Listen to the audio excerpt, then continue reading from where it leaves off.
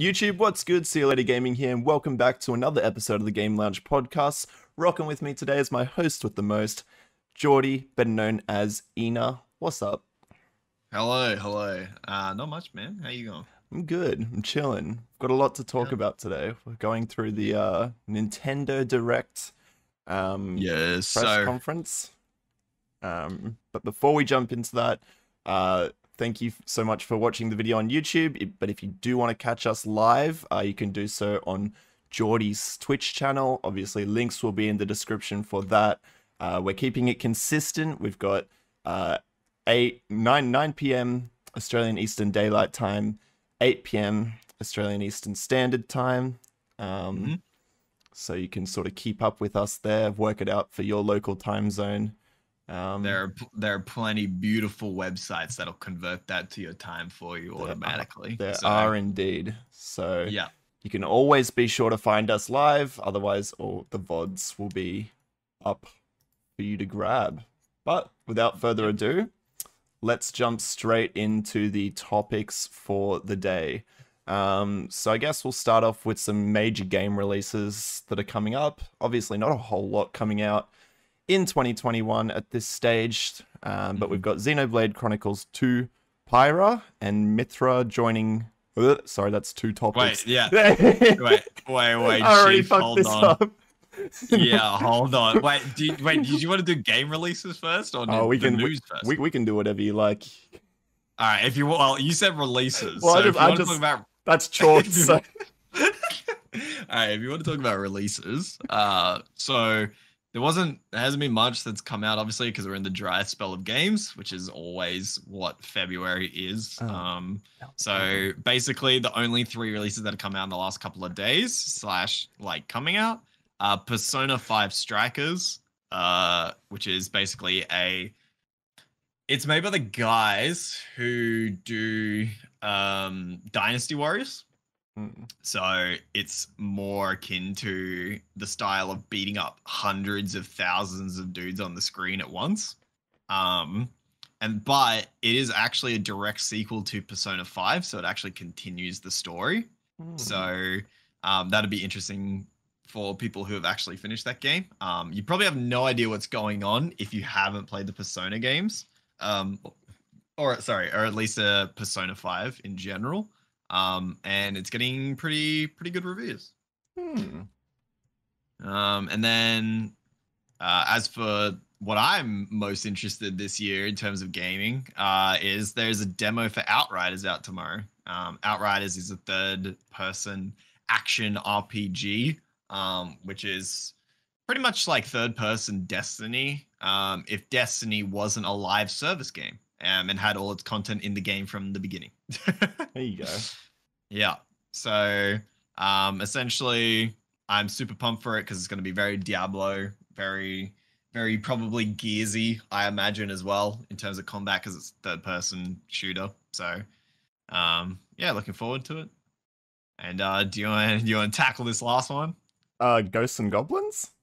Yes, sir. Remember that old as fuck game from way back about that dude who throws like hammers and shit at skeletons? Oh, I do know this game. Yeah, it's known for being super notoriously difficult. I did see the trailer for this one, like the update for it. It looks good.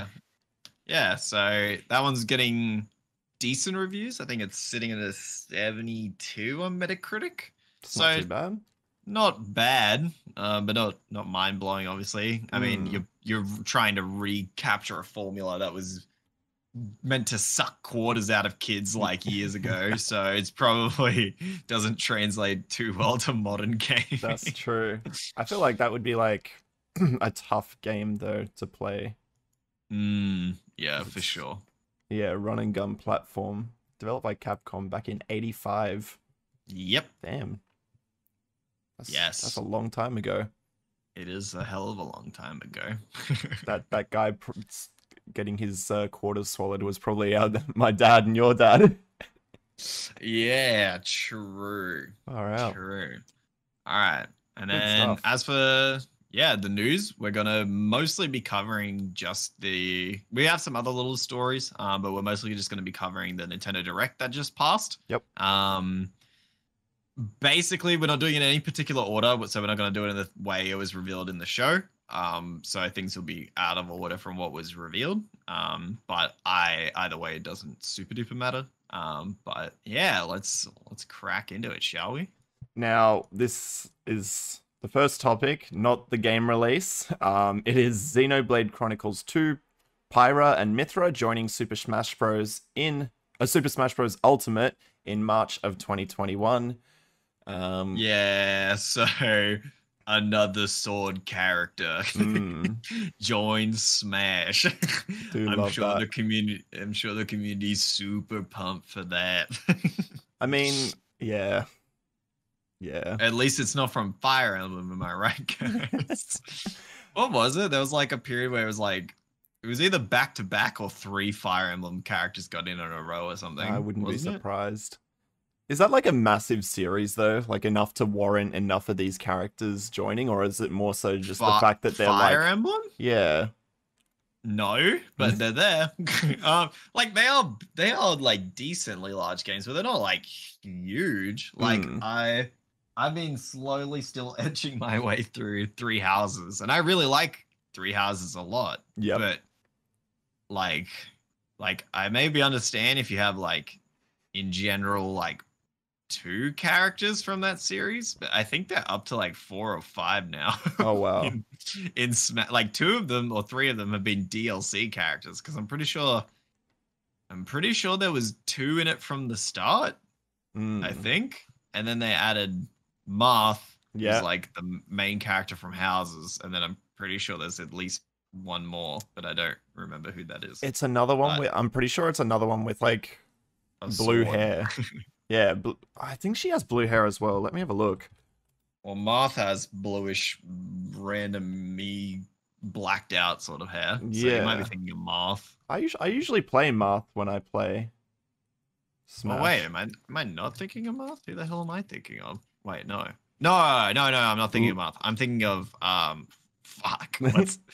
What's the name? 3... I can see her in the list. I'm looking at like the picture. 3 Houses Lucina. Oh, Baelith. Baelith? Yeah. Wow, I'm looking at this list and it's just team same face. You got Marth, Lucina, Ike, and Crom, who all look very similar, all with like blue hair. Yeah. Baelith or Byleth? I never even really know how to pronounce my own character's name. Yeah. That do be a sword user. That you play as. I probably just made so many people mad with my saying that they all looked the same. It's like that Kingdom Hearts trope of Sora looking the same as Roxas, looking the same as spin-off character. Yeah, that's true. And as for Pyra and Mythra, I'm actually in the process also of playing Xenoblade Chronicles 2. Oh, there you go. She's a character. She's a character. She's fan service. She's got big personality. Yep. So I'm sure a lot of people will buy her. And Mythra also has big personality. So I'm sure there's a lot of happy people that will love to obtain another waifu to add to their collection. Yeah, so I'm seeing more so the reason why these characters are accepted into the game other than anything else. Yeah. They've PG'd them up a little bit, but a little bit, yeah, just a tad. Yeah, dude, I really hope that the next character is just like a big like just fuck you. I just hope it's just something just like actually ridiculous. Like who would you like to see on the roster in Smash? Oh my god, are we allowed to go into any territory we want here, or is this like gotta keep it kind of close to Nintendo? I mean, I think keep it open because they've got random characters in there like they Pac-Man do have Steve from Minecraft. They have Steve from Minecraft. They have Pac-Man, who isn't like exclusively. They have Snake, Crash, and Spyro. You'd want to see Crash and Spyro? Yeah, I reckon. That's pretty sick. Who would I want to see in there? Shovel Knight? I thought isn't he already in it? Oh, is he? I don't know. Actually. I just not played a lot. It sounds like a character that should be in Smash though. Fortnite guy. Fortnite default, man. I would love to see, because they've got like the like Vault Boy skin for like a me character, but I would just love a Vault Boy like as like an actual character. That'd like, be good. That he can use like a bunch of different things, like, you know, because you know how there's all the forms of his bobblehead, right? For like agility and, you know, luck and stuff like that. Yep. I think if you play around with those sort of mechanics, like if you like say you've like taken a bunch of damage, you just pull out like a random like stim pack and just heal yourself. That'd be cool. Like I would really love the Vault Boy to be in it for sure. I think that would be my pick. Or he's another sword user. I was about to say it, but I'm not going to do it anymore. I was about to say Geralt or Rivia, but that'd be a good one. It's a good one, but there's just so many sword characters already. If it wasn't so oversaturated, I would say Geralt. That would be pretty sick. But he's already in that other fighting game. Soul Calibur? Soul Calibur. He's in Soul Calibur, so I don't know if he can technically cross into anything else. You reckon he's licensed to just that game? I don't know. I don't know what the deal is. Maybe he's exclusive to that fighting game alone at the moment. I don't know. Maybe they just cut a deal and they're like, we would love the swordsman. And they were like, yeah, put him in. I'm looking, I just looked up like Super Smash Bros. Ultimate, like an ideal roster. And they've got like Banjo-Kazooie and Rayman in there.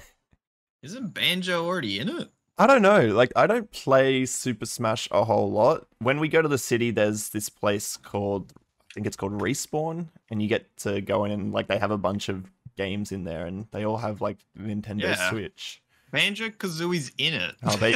Like, yes. I've chalked it again, lads. This is unbelievable. I've done it twice in 3 topics. Hell yeah! Because I was like, I swear to God, I saw these 2 clowns pop into the game at some point. So. All right, let's move on to the next topic. Now, this topic was followed by one of the best memes I've ever seen on the internet, and it was from that Twitter, which is like images that precede legendary events, but unfortunate events instead. Yep. So when that man walked out and was like, yep. Basically, that's just the image. It's just that guy. You want news for Legend of Zelda Breath of the Wild 2? I don't have any for you. Yeah, I don't have any for you. So yeah, Zelda, on its anniversary, got no news. Yeah. Besides, so I mean, there's nothing else really to report here. There's no news for. I'm so shocked. I'm so shocked that they didn't announce something. Like, even if it was kind of like the Elder Scrolls series, where that game's not JPEG. That game's not coming out for ages, but they give you like that 5-second cinematic of mountains, music, logo. You know what it is. Do you want me to scare you, by the way, with Elder Scrolls? Oh, here we go. You're going to be in your early 30s when that game comes. Holy shit. That is spooky. Shit. Yeah, exactly. Anyway, back to this shit. I just don't know. Okay, so when they revealed Breath of the Wild 2 last year, I don't know why. Like, clearly it's still not that far along. So I don't know why they showed it then and they didn't just, for its anniversary, save that JPEG trailer, which is essentially all it was, for this. Yeah. That would have made way more sense than whenever they did it last. I don't know. Because they had nothing. And this is like your goose on its. The problem is with Nintendo, they all made godlike IPs pretty much on the same year as each other. So like this year as well, it's Metroid's anniversary. Yeah. And like, where's Metroid? And like, isn't it also like a Mario anniversary too? Like a 35th anniversary and Pokemon as well? Yeah, and like think about that. Like I feel bad for them in a way because it's like, okay, what are you going to do for their anniversary this year? But they've just, all their games are on the same year for their anniversary. So I don't know what they do. Like it'd be scary. Like imagine if it gets like a big year, but like, 2 years before you've already had a huge release. So like, what do you do? Holy shit, the first teaser trailer for Breath of the Wild 2 was unveiled at E3 2019. Oh God! So Wait, it's been that long. It's 2 years since then, and Zelda is currently celebrating its 35th 35th? Yeah. 35th anniversary, and we're not expecting, according to Screen Rant, a release until around 2023 at the earliest. Yeah, that seems correct. Yeah, That seems correct. it seems like they peaked very early. Or like Yeah. they announced it way too early. Because, I mean, 5-year dev cycle. Do you reckon they just announced it off the rip, even though they probably had like nothing in 2019, just for the fact of being like, it's happening? Well, yeah, I mean, 2023 puts it in a very interesting position because Nintendo have stated that they believe that they are like just getting to the halfway point in the life cycle of the console of Switch. Which is, when did the Switch come out? 2019? No. 2018? Well, I'm having a look at this. Legend of Zelda Breath of the Wild came out on the 3rd of March 2017. Okay, so it's 2017. So Nintendo is saying right now they are in the midlife of their cycle. So 2017, 2018, 2019, 2020, 2021. We are like... It launched the same day. It launched the same day. It was a launch start. We're 4 years. We've got another 4 years of the base Switch, is what they're saying. We've got 8 years of the Switch. That's crazy. Technically, that does line up that it would still be on the Switch. I was like, I wonder if they'll bring out the Pro variant with it. But I'm going to blow your mind here. Legend of Zelda Breath of the Wild also was released for the Wii U. Correct, it was. That's insane. Wait, you didn't know that? No, I thought it was just a Switch title. You can, and technically because of that, you can play. Also, don't sue me, Nintendo. But you can actually play the emulated version of it on PC because it came out on Wii U. So if you have a Wii U emulator, you can play it at 60 FPS, modded, like with like different like models and textures in the game on PC. That's a hack and a half. It is. Don't sue me, Nintendo. I feel like by this point, if people wanted to play Legend of Zelda Breath of the Wild, they would have, without the need for like mods. But I guess that makes sense as to why I've seen so many modded videos on like YouTube and stuff like that. Yep, that's where it gets from. It's from the emulated PC version. It's not like a hacked console type deal. There you go. That's nifty. All right. Now, to what we all wanted from Zelda. Skyward Sword. This is possibly the worst decision in the decision of decisions, dude. I don't know why they picked this one.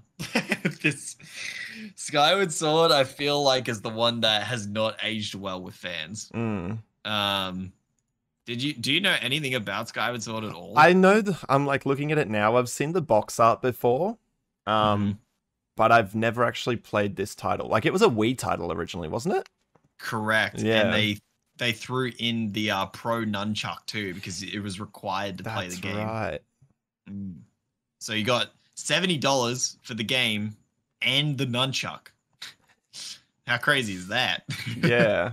I feel... Because, yeah, they knew... Obviously, Nintendo knew that their demographic a lot of them didn't have the controller. And this game, it was necessary. Yeah. So, yeah. Interesting. It's funny. I'm looking at like a side-by-side comparison for these two. And while like the Switch is a step up, it's not a lot. Nope. It's not a lot at all. Like it's more crisp. This just feels very cash grabby. Yeah. I mean, did it not sell well? Not particularly well for a Zelda game. That's probably why. They're probably just looking at this. Like, it got a 95% of people like the game. At the time, it was very critically acclaimed, but I feel now, if people really went back and... I mean, I can't really say that, because it's like, obviously, if you go back now, like, it would be probably a lower score if you compare it to today's games. But I feel like they really I think it's the weakest one in the series, but it's rated so highly. But to me, that seems crazy. Like, I feel like it's a good game still, but I think it's like a 7 to an 8. Yeah. It's not that good. I feel like it was like finally like something on the Wii that you could actually play that was a real video game that wasn't like Wii Sports. Well, I mean, they're really trying to milk it here because, again, this game was released on the Wii and Wii U, so it's now going to go on the Nintendo Switch, making it like a 3-platform title. Yep. So, move you monkey, he can't. He's frozen. Anyway, so basically, yeah, and what they've done is very peculiar with the motion controls for it. So you can now obviously use your Joy-Cons if you want to do it the same way you used to do it on the Wii, which was, you know, like you use your like right like Joy-Con in this situation to raise your shield, or if you're right-handed, whatever, it's your sword, or you like raise your left hand to like draw your sword up. Yep. But the thing was in the game is you had to put your hands at different angles because it was all about how you cut to like get through things. That was like the gimmick of the game. So essentially how it works with your, like, say if you're someone who has a Switch Lite, think about it. You can't detach the Joy-Cons. Yep. So now when it comes to gameplay, you just use the right joystick and you like move it at different angles, and then that's how you prepare yourself to cut in different directions. Interesting. Yeah, thank you, motorcycle. And yeah, and I'm like, that's gonna take a while to get used to. That's gonna feel pretty goofy, I imagine, for quite a bit. Yeah, But it's a weird mechanic. it is, but also like, oh man, I just like, why this one? Like, I'm just like, no like remake of Twilight Princess or Yeah, I mean, I'm sure there's like so many other Zelda titles that haven't had a remaster that would deserve it more. Dude, It's I would like love for them to like, yeah, like, I don't Wind know, even Waker. like, no, Wind Waker's fine. Wind Waker's been done a bunch too. Like, I want them. I would have loved to have seen them like remake like number 1 and number 2, like literally the like 2 OGs, and just put it in the style of like that recent one that had to do with like all the Mario crossover shit in it too. What was that one called? Zelda 35? Oh wait, no. Zelda games. It came out. What was it? Oh, The Legend of Zelda: Link's Awakening. Link's Awakening. Yep. So, like, do you see the art style for this? Okay, this is pretty much exactly how the first games work as well, too, right? Because they work in square tiles, essentially. Yep. Which is what this is looking down on top of Link. I would have just loved for them to remade the first 2 games like this, and then bundle it. Because then cool. Those are remade. They're finally brought back into real HD vision. Yeah. Like actual 3D instead of like 2D sprites. You know what I mean? I feel like people would have gone, hell yeah. And then they could have, like, you know, elaborated more on the story, etc., etc. Like I feel like that would have been, because that's like a similar thing with what they did with Pokemon, even. Yeah. Like the new remaster, I guess you could call it, like the one that came out last year. Yeah, exactly. Yeah. So, yeah, I feel like Skyward Sword is a big miss in my opinion. I'm sure there's some diehard like our friend Brendan's was pretty into Skyward Sword. But I just feel like it's kind of cashed in. Yeah. This choice, but I'm sure Nintendo stands will still love it. I'm sure that there always is. There's always someone at least. Yeah. And then, yeah, alongside of it, they also announced the Skyward Sword themed Joy-Cons. So the left one is based on the Hyrule shield, and then the right Joy-Con is based on the Master Sword. Just an accessory. Looks cool, but, you know, it's just Joy-Cons. I feel like a Joy-Con update or like a Joy-Con skin is always something that they announce at like a Nintendo Direct. Like even though we haven't had a Direct for a while, I feel like that's common. Like the last one was the Pokemon one, wasn't it? Like the Pikachu set. Yes, it was all about Pokemon though, wasn't it? Yeah. Like had Pokemon Snap. It had yeah, what because else they did had it have? the Eevee one and expansion. the Pikachu set for the Joy-Cons last time, or the Oh, golden silver ones. yeah, gotcha. Yeah, I remember those. Yeah, it's always like a Yes. staple for them to announce like a new. Joy-Con. Yeah. Yeah, I don't get it. Yes. Oh well. I mean, they are a company and they are beholden to their shareholders to make the most money as possible, and collectible things like that are very highly sought after. That's very true. It's very true. Makes sense. I know all about hype beast and collecting dumb shit. Yeah, you do, baby. Next thing on the list, we've got Splatoon 3. Can't have any dumb jokes like we had when Splatoon 2 released. When I called it Splatoon. Oh god. I remember everyone cringed at that when I said it the first time. I'm still cringing. Splatoon, like 4 years on. Yeah, I feel like this is like another one of their now staple party games, where it's just it's just yeah. Yeah, I was amazed. Like when I saw this trailer, I was like, "Yo, Splatoon!" Yeah. I'm like, did this game sell well? And then I went and looked, and it blew my mind. Like, dude, it sold so well. Splatoon 1 and 2 sold astronomically well. Yeah. What is it? It's like their 6th best-selling game, like on the console, like Splatoon 2, I think. Let's have a look. And the best-selling game on PS4 is Uncharted 4, A Thief's End, right? Is that what it's called? Yep. A Thief's End, yeah. And that game got bundled with literal consoles, and Splatoon has still sold more copies than it. Splatoon has sold 11.9 million as of December 31 last year. Yep. And this was another 2017 release. Yep. Jeez, 2017 was a bang-on year for Nintendo. Yeah, huh? that's when Nintendo went brazy. Yeah. That's where they showed off everything. We also had ARMS in 2017. Hell yeah, we did. All right, now I mean that character's also in Smash, so that's true. He lives on forever. That's right.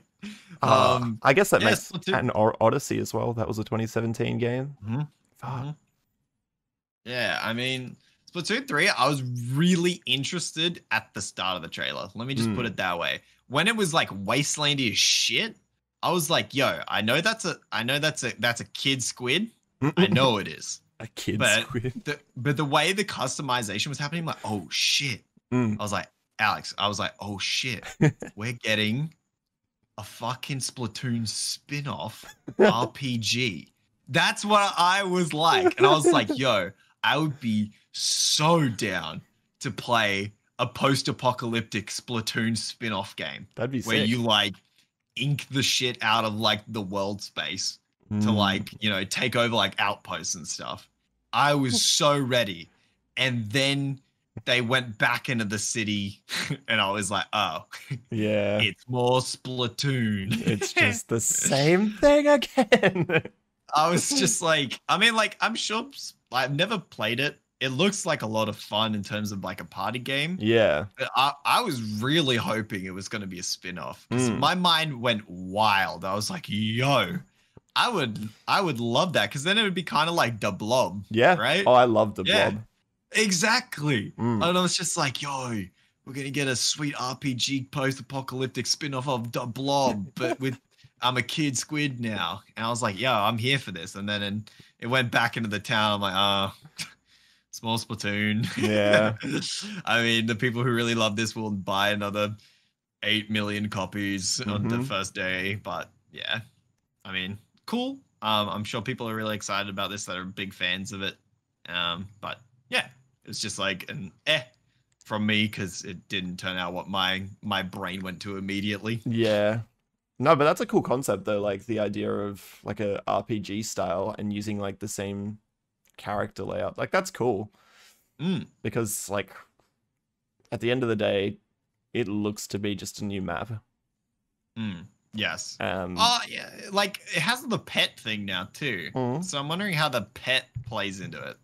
Because I feel like that's gonna be involved in gameplay somehow. I bet the pet allows you like an extra, like a different power that you can use, like a perk slot or something. Yeah, like I feel like that's what the little pet dude's gonna be about. But yeah, it's more Splatoon. If you like Splatoon, this is good news for you. I'm just waiting for the Splatoon esports scene to blow up.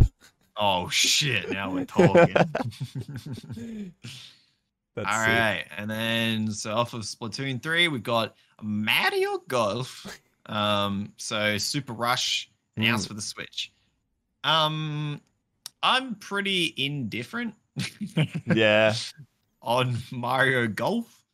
I mean, it's cool.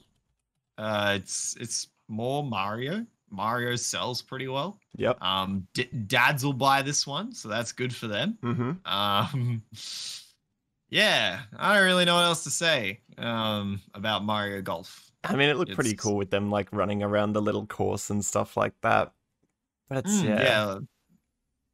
I mean, if you're really interested in golf, it's probably a tough sell in the first place. Yeah, it's so weird because it's like all these Mario like spin-off sports like tennis and golf and stuff like that. Like you got Mario and Sonic at the Olympic Games.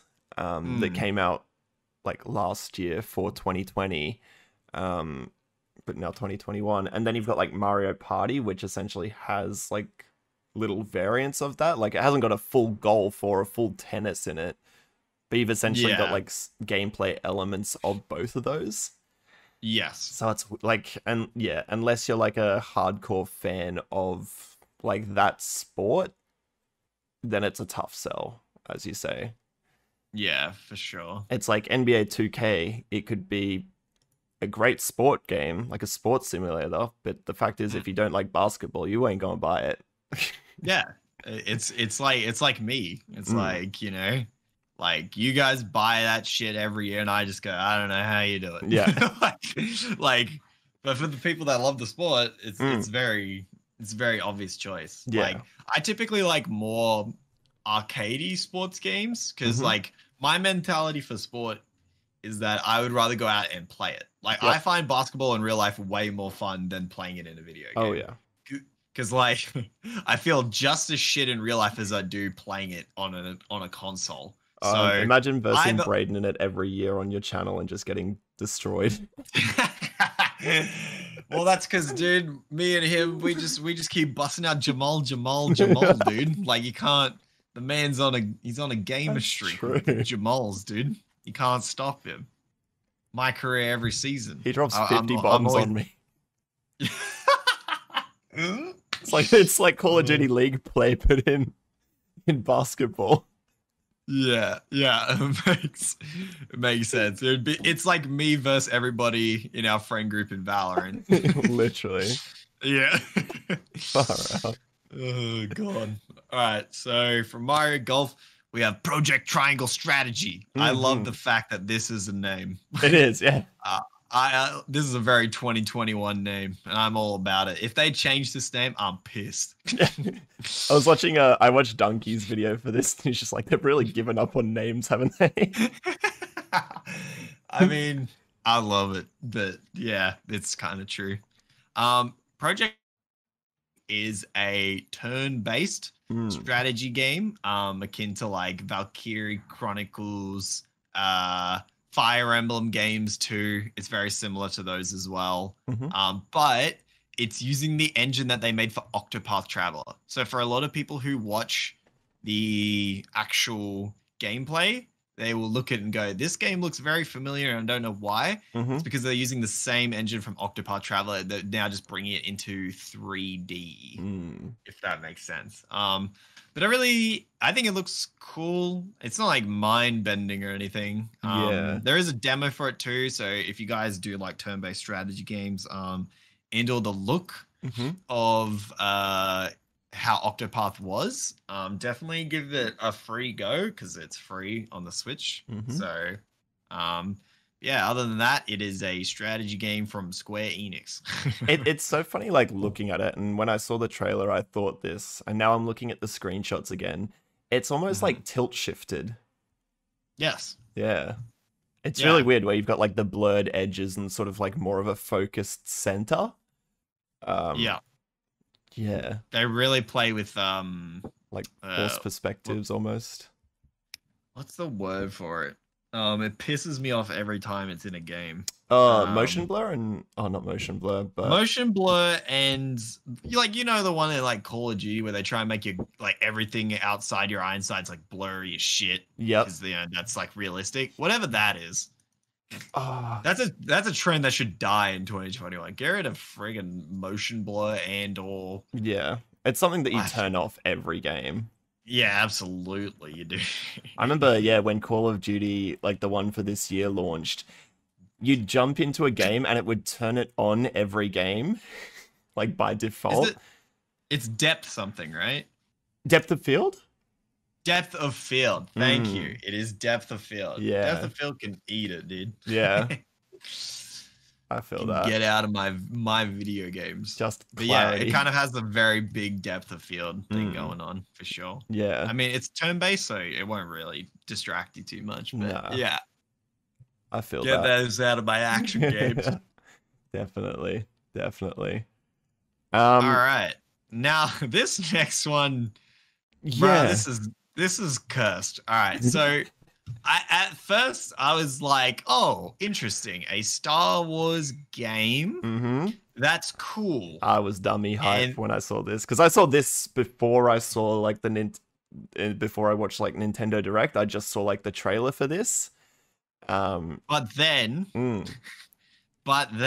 yep, I saw one word. One word, and it ruined it for me instantly because from that point on, was it Zynga? It was Zynga. Bazinga. You got it, dude. As soon as I saw that, I was like, oh.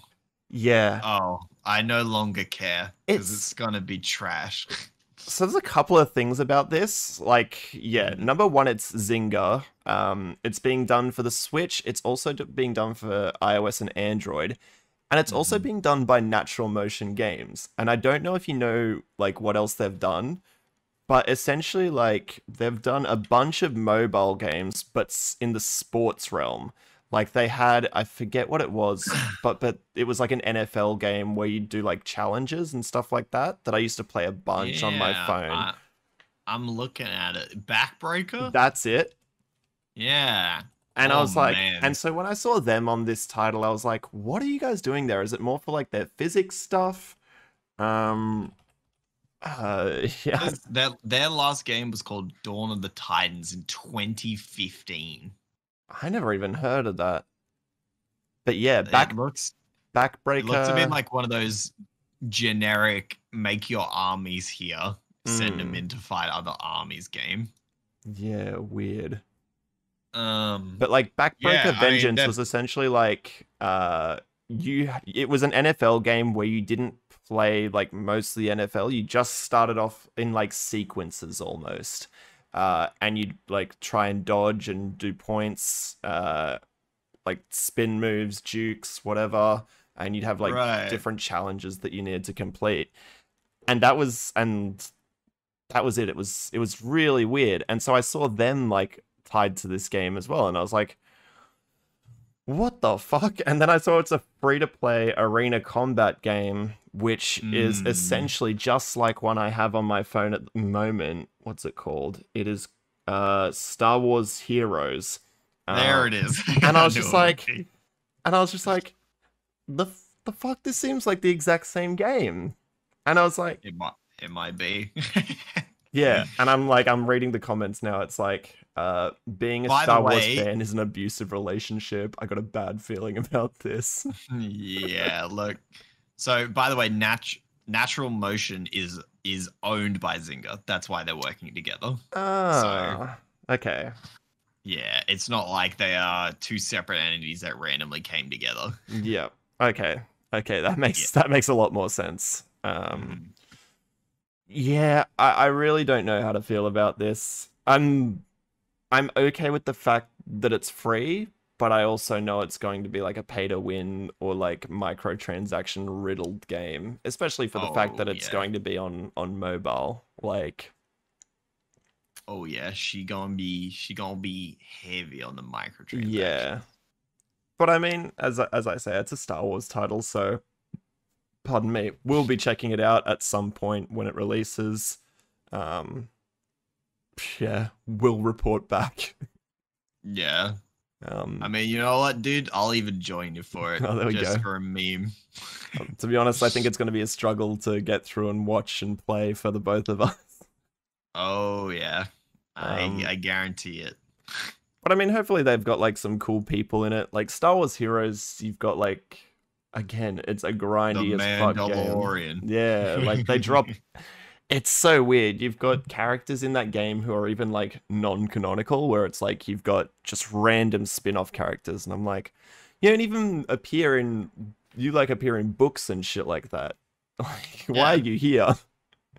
Because they run out of characters. Yeah, so that's how they fill their roster. But yeah, dude, I love the non-canon shit. Fucking Yeah, Spider Mole, dude. How badass is that, dude? Dead set. Yeah. All right. Yeah. Next one, Fall Guys. Hey, it's coming to the Switch in summer 2021. This will probably give it a second wind, I imagine. I reckon especially if they put it at the right price point, kids will jump all over this shit. And I feel like the Switch will become its new home of giant popularity for quite a long time. Easily. Because as we were saying like last week, it's like a family title. It's like one of those sit down, play with your friends sort of games. And again, the Switch. So it's like, I reckon even they do... Did Nintendo have, I forget what the name of it is, but like essentially like their Game Pass or PlayStation Plus? What's their version called? Nintendo Online? Yeah. I think, yeah. I reckon they do like a launch for free. Like they did, because they did it with PS Plus, and I reckon they could potentially do it with the Switch as like a way to get just everyone involved. Because I mean, as we were talking about last week, like Fall Guys has dropped off a bit, so... Yeah. I feel like if that game has, because if you think about it, Fall Guys has two buttons really. Besides moving forward, you've got grab and you got jump. Yep. So you could technically play Fall Guys on one Joy-Con. Yeah. If you want. I don't know how you're really going to control your camera, but like if you could somehow get it to work on like one Joy-Con, you could have like 4 players split screen. But do you reckon like a tracking, like a third-person tracking camera could work?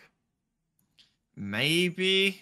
Maybe now the more I'm thinking about it, you'd have to use 2 Joy-Cons to control your own camera. But I guess if you at least add split screen, that'll also give it massive, like playing value with your family. No, definitely. That could be a good one. Yes.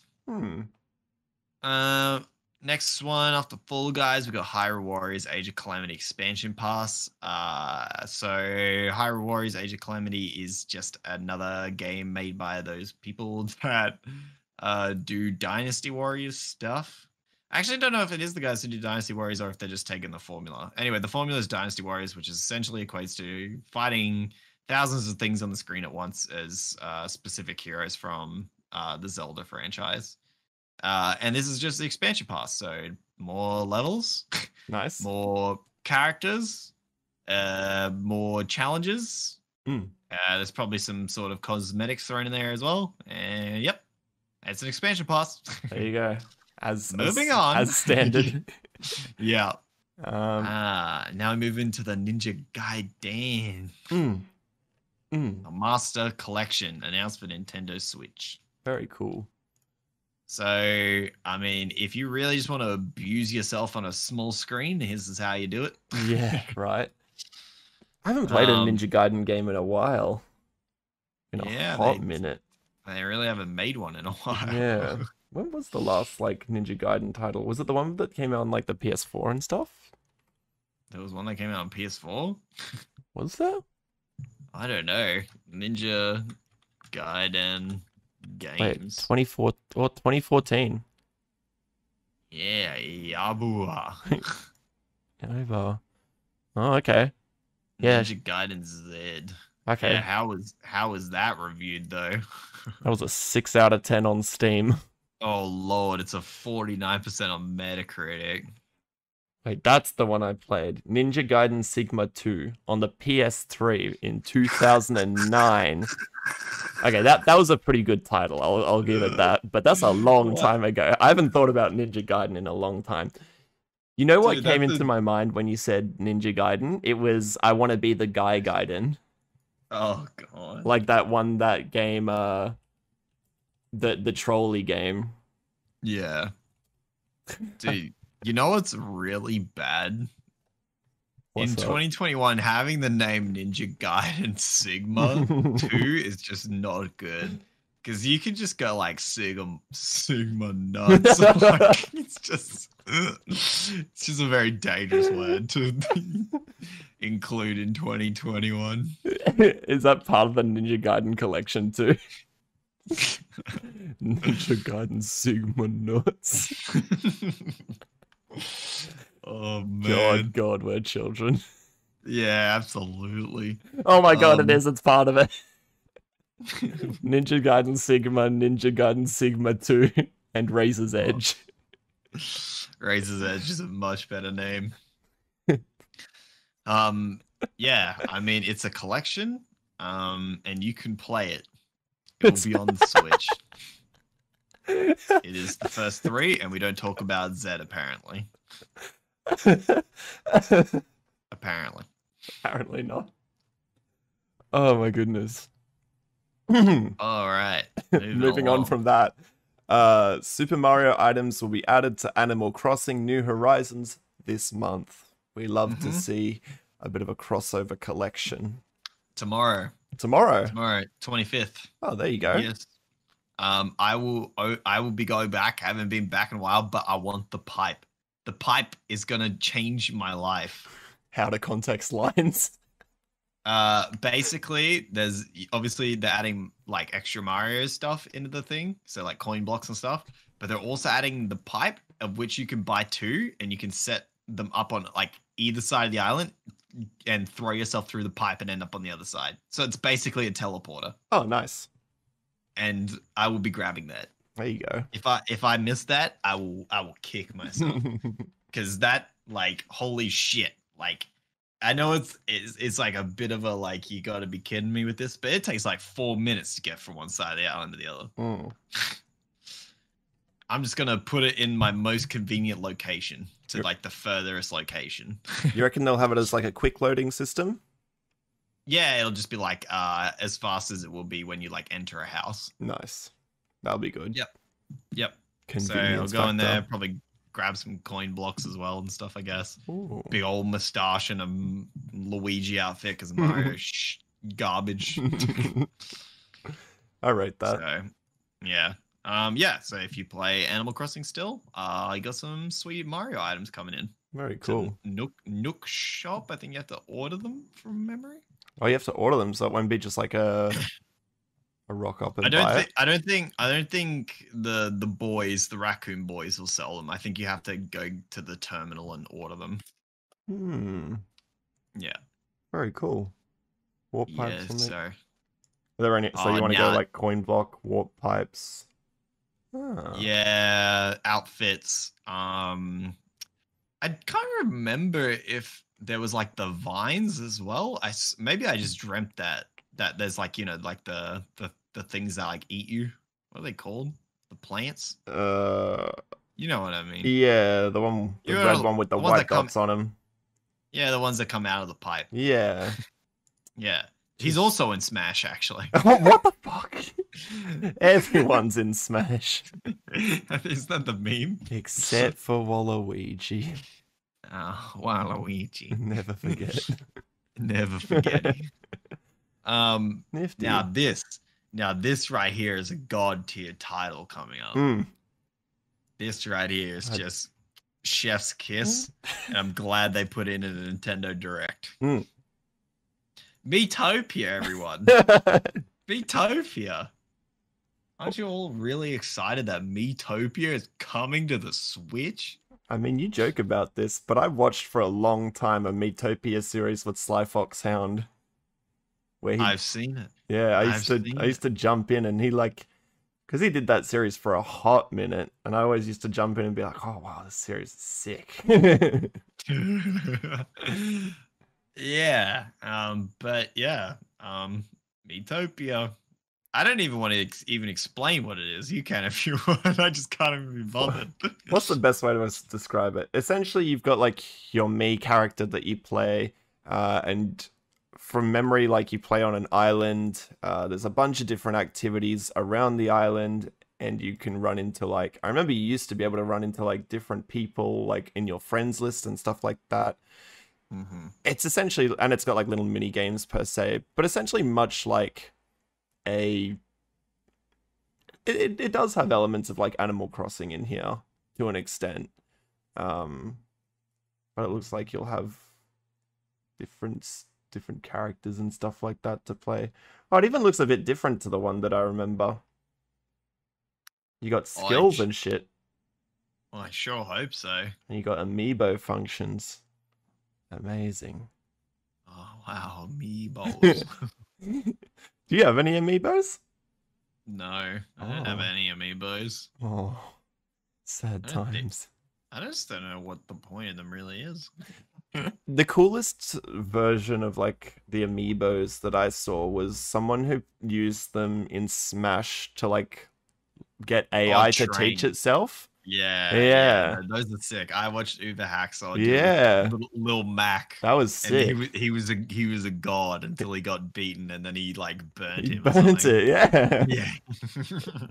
That was probably the most entertaining series I've ever watched on that channel. I don't know why it really clicked with me, even though I don't really like Smash that much either. It was such a cool concept, just like getting like AI machine learning to get to work on this basically just spud version of a yeah, I know. It's great. Yeah. I like it. It's very good. Yeah, there you go. Not much to explain about the 3DS Mytopia. I guess if you know the game, play it. Play it again. Or don't. Or don't. Feels bad. This one. Next topic. Yeah. What is Outer Wilds? I have seen this one. So Outer Wilds, from what I've heard, what I've seen in reviews, is a quintessential game you must play before you die. Oh, wait. This is like the Fallout spin-off.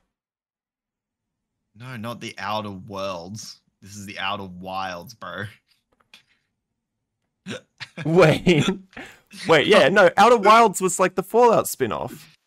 Outer Worlds is made by Obsidian, who made Fallout New Vegas. Outer Wilds is a indie game in which you are in a spaceship going to different planets, and the world resets every 20 minutes. Dude, dead ass no cap. I'm gonna send you something on on Facebook. And I'm gonna show you why I got tripped up for a second. And I'm gonna say this. I'll put it up on screen for the people, so they know. But this is what I saw, and I was like, "No, you're dead set, Kathy." Yeah. Wait, where is this? I just sent it on Messenger. Oh, it's sending. Okay, hold on, give me 1 second. Oh, there we go. It just sent.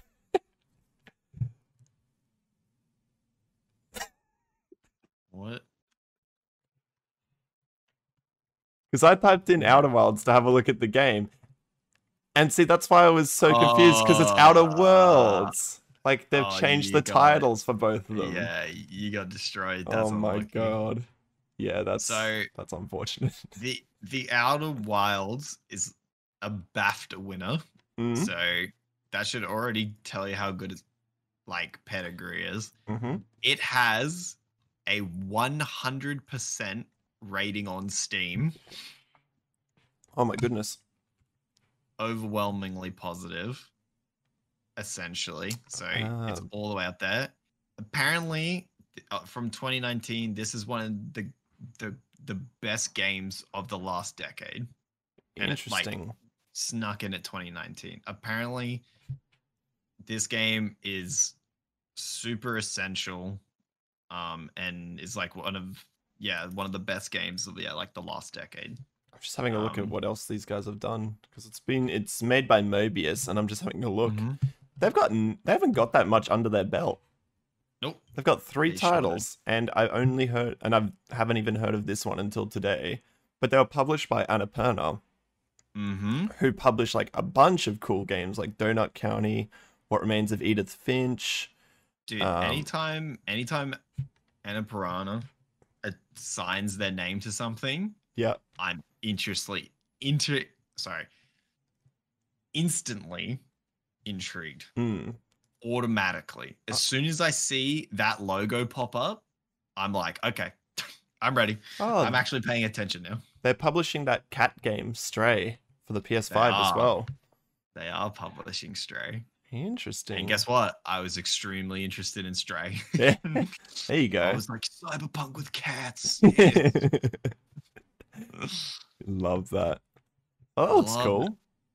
Yeah. So have you played Outer Wilds yet, or? No, I have to. It's Okay. on the list because I hear it is so quintessential. All the people that I've watched reviews of have just raved about it for like the last 2 years. Anytime they get a chance to talk about it, they talk about it. So I really need to grab a copy of it and probably play it on stream or something and see what it's all about. Only $35 too. Yeah. 100% rating. Very cool. I like it. Nice. All right. We're probably gonna blitz through probably a couple of these just because they're kind of so. So yep. 2 Famicom detective games. Cool. Basically just reimagining of 2 detective games from the old Famicom system way back in the day. I don't even know what a Famicom is. What? What do you mean you don't know what a Famicom is? Is that like a Favicon? Bruh, you tripping, dude. So the Famicom was like a computer disk system that was basically for like, it was like a family computer, essentially video game console, and it was released only in Japan. I've never seen this. It's like got an NES handle. Well, an NES handle. Sort of, yeah. Controller. Yeah, I think it came out in like, was it 1986 it came out? I think it was a little bit before the SNES. Let's have a look. It's like when I typed in its name, it doesn't even. 86. There we go.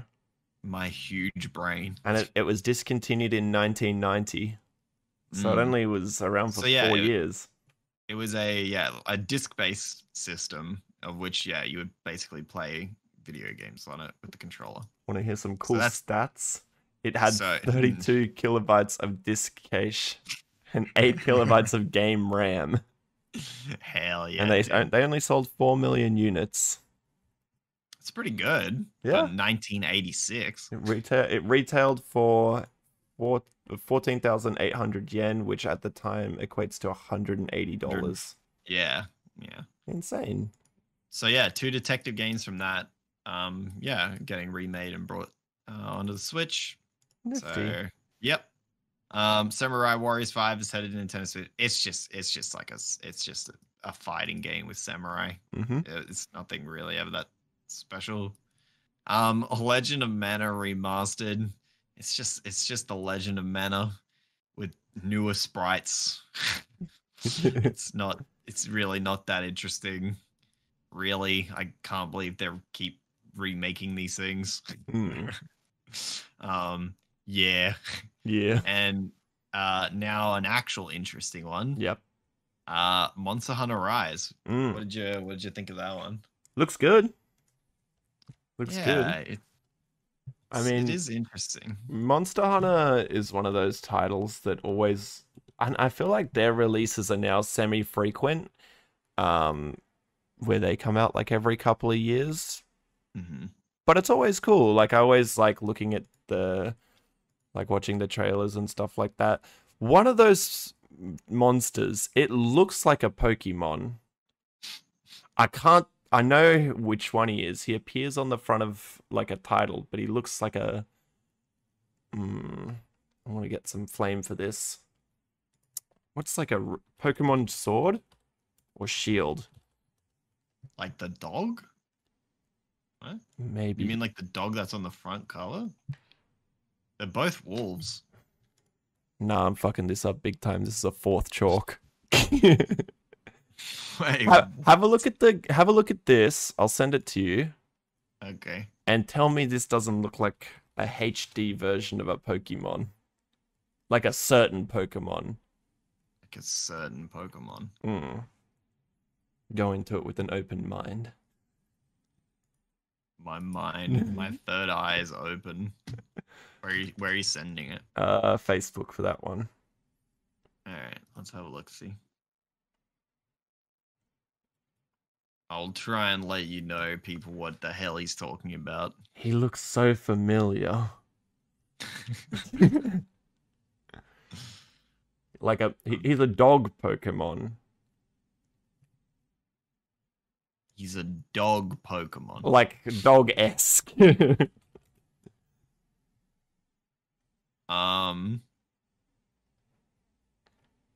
Like he looks almost like a Houndour evolution.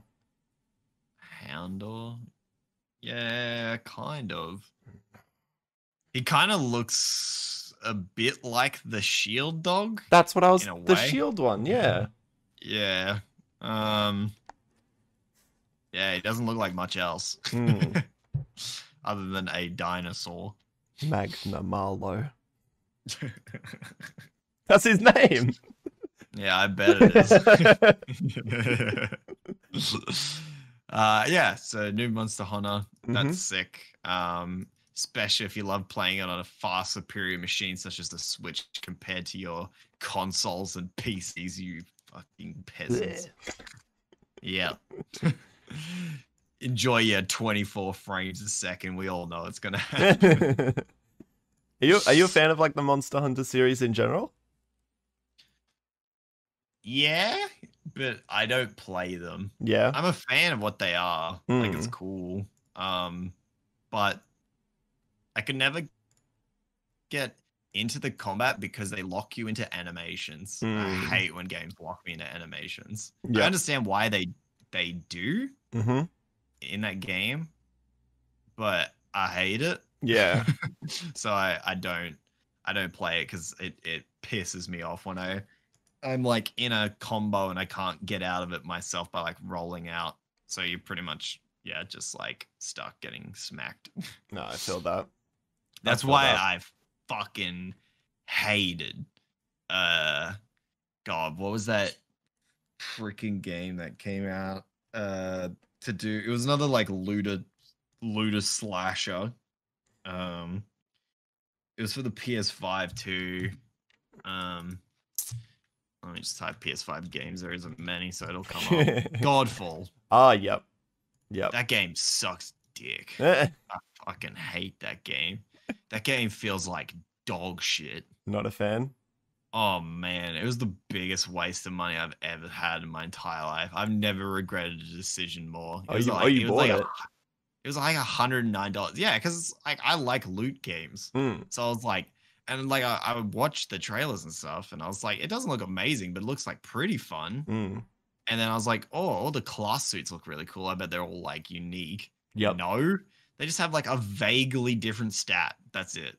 Like one does like 10% more fire damage. Like it's not even like abilities. And I was like, oh, that's kind of ass. And then in that game, you're just 100% locked into any combo you commit. So if you're like spam clicking to like get into your combo, it's saving those inputs. Yeah. So you can't block or roll out. Like if you've committed like 4 attack cues, it's going through until you're done, or you get knocked up, which happens from fucking everything. Everything in that game knocked you up. It didn't matter what it was. A tiny fly, a small soldier, it didn't matter. You get knocked up or knocked down onto the ground. It didn't matter. It was trash. It was fucking horrible. Love that. Content was starting to repeat after 2.5 hours of playing. 2.5 hours. That's nothing. But yep, how long was the game, or did you not finish? Oh, I did not finish it. Yeah. I played it out to 2.5 hours, and I was like, wait, I've already repetitive. I was like, wait, I've already done this. And you're just sending me back into the exact same zone. I'm not even exploring anywhere. There's like 5 maps, and they send you back to the same maps constantly. And then I played for like 2 more hours. I was like, no, surely not. This is just like some random padding in the middle. I was like, noticed I was still doing the same shit. Yeah. I was like, what the fuck?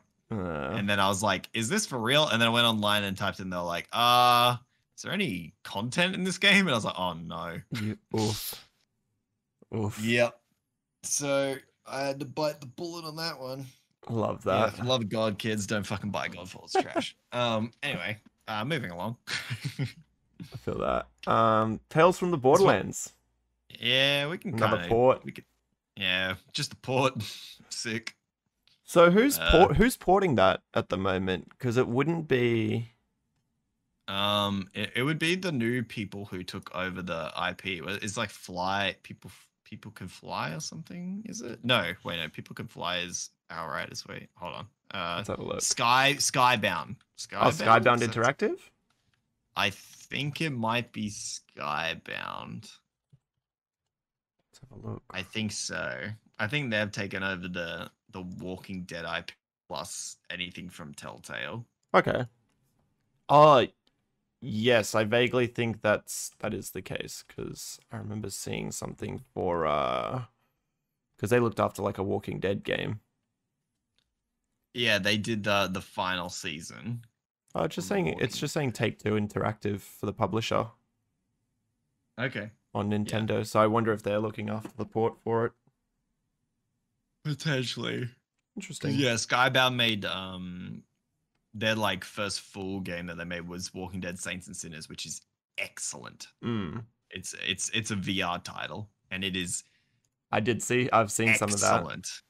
It is incredible. Yeah. It's probably, God, man, for different reasons, it's as good as Half-Life Alyx. Oh really? Oh yeah. Oh yeah, dude. Oh yeah. Yeah.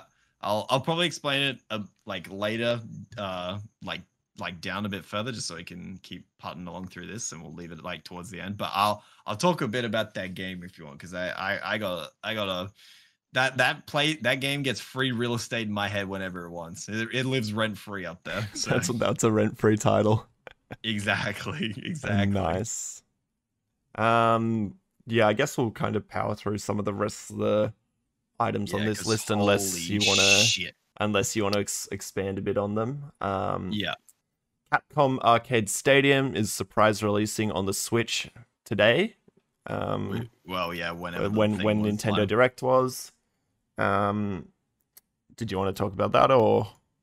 It's just old Capcom arcade games. Yeah. Not much to say. Stubbs the Zombie will shamble its way onto the Switch in March 2021. I didn't know what this game was. Like, I didn't know if it was an old game that's been remade, or if it's just like a new character. I'm assuming 2005. So not super old, but also not 2005. recent. It's coming to the PC, Xbox, PlayStation, and Switch. So I guess a couple of titles. And it originally launched for Windows, Xbox 360, and classic Mac OS. Holy shit. Interesting. Yeah, from what I gathered in the game, you're just the zombie trying to turn everyone into zombies.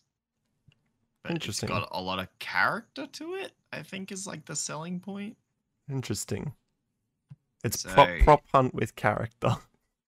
Yeah, pretty much. I read that. That's cool. Nifty. Yeah. No more heroes. Yeah. Suda 51. Yep. Wild man. Like I'm vaguely interested, but it does look more like we talking about Stubbs. Hello, guitar. Welcome. Yes. Stubbs. It's definitely not a game me and Zia have known, but it sounds like you might know what it is. Yeah, no more heroes. It'll be cool. Yep. Although when I was watching the trailer, I don't know if you noticed this. It looked so low res. Mm-hmm. It looked fucking low resolution, and I don't know if that was just on like Nintendo or if it was the stream quality or whatever. But it looked like 560p. Like it looked like it was playing at 60 frames a second, but it looked blurry as shit. So I don't know what's going on there. Looking at the game, like looking at some old screenshots of the original title, it's almost like that was one of the things at the time too. It's like that weird PS2, PS3 era where they all had like that weird, again, like blur effect on it. What's another title? Like DMC, like Devil May Cry had that same effect on it too. Or it was kind of like blurry, I guess you could say. Yeah, I know what you mean. Depth of field blur. Yeah, it's just another depth of field game. And it was like, because I think with some of the models in those games, it was kind of hard, like they were all smoothed over. Because like they were still pushing the bounds of that console. And it's like that weird period of time where they're all like blurry and they've all like chucked that, like depth of field on. But yeah, exactly. It's strange. It looks a bit more crisp now from just like stills, but I guess have to wait until we see proper gameplay for it. Yeah, agreed. And then this next one is my pick of the show. This was my favorite thing that I saw. Neon White. Did you see this? I think I watched the whole thing. Yeah, so once again, it's from God, I've always butchered the name of it. Annapurna. Annapurna? Yep. That's it. Yep. So publishing it. It's basically the premise is like you are an assassin sent to heaven to do like the dirty work of heaven, like kill like bad spirits and stuff up there. But the gameplay is like Doom mixed with a deck building game, which I loved. It looks so fast and furious. It was sick.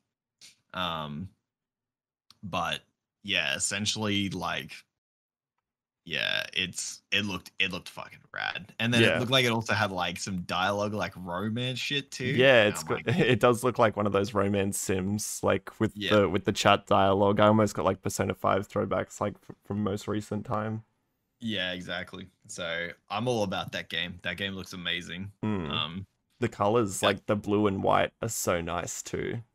It kind of looks a little like more stylistic Mirror's Edge, if that makes sense, in terms of the visuals. Like obviously with a bit more color to it than just like white and red. Yeah, but, like, you know what I mean? No, absolutely. Uses color in kind of a similar way. Yeah, because Mirror's Edge has like a very similar color palette to it, I guess you could say, with like the blue and the white, and then like your contrast colors of like reds and blacks and that sort of thing. Yeah, for sure. But very nice. I like it. Yeah. I'll definitely be grabbing that one. It looks right up my alley. Yeah. Oh man, now this one. I'll let you go. This one's just too cringe. Yeah, I don't even know what to say about this. It's DC superhero Girls Teen Power. It's announced for the Nintendo Switch, and eh, it was so funny. I saw like screenshots for this one of like the weird power pose that they're doing on the sidewalk.